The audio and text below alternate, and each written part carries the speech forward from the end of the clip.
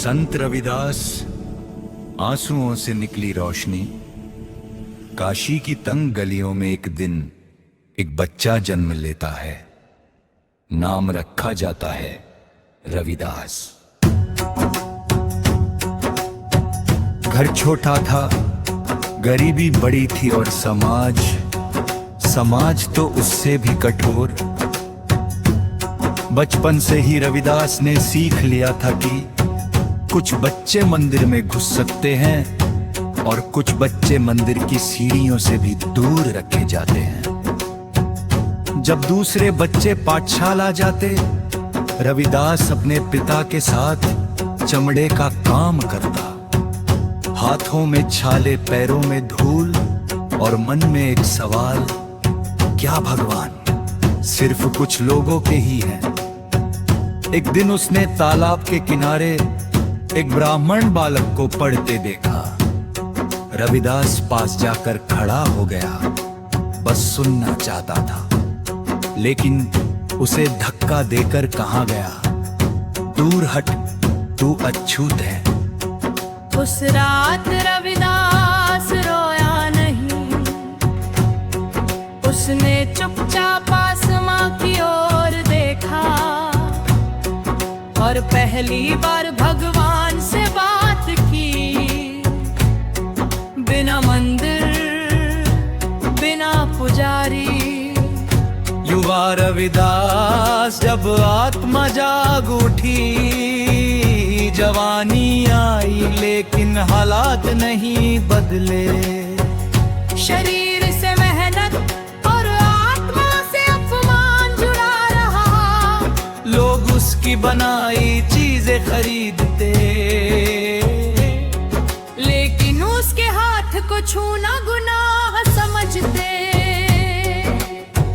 एक दिन किसी ने कहा, तू नीच है, तेरे भगवान भी नीच होंगे।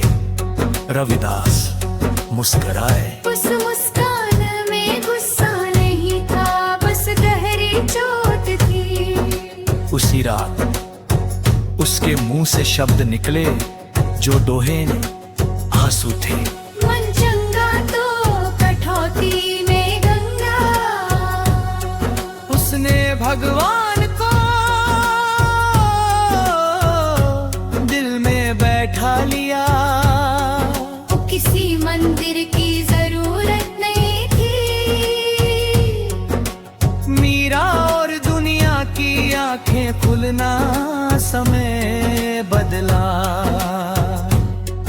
रविदास के शब्द दूर दूर तक जाने लगे।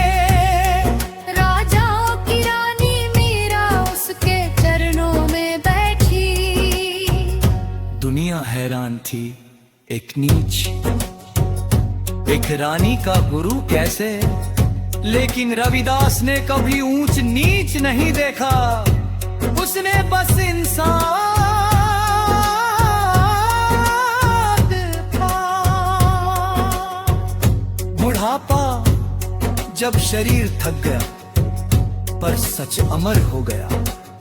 बुढ़ापा आया, हाथ कांपने लगे, आंखें धुंधली हो गई, लेकिन आवाज में अब भी सच की आग थी।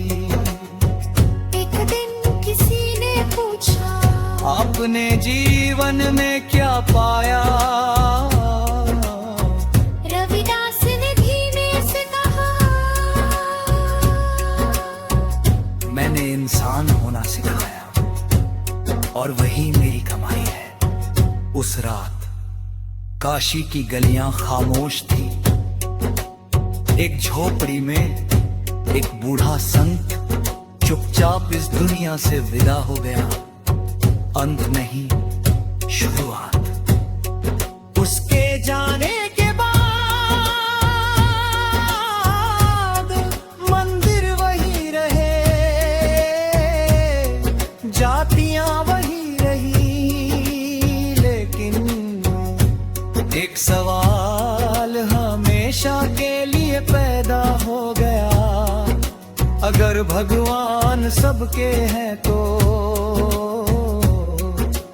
इंसान क्यों नहीं? आज भी जब कोई दबा हुआ इंसान सिर उठाता है, रविदास जीवित हो जाता है।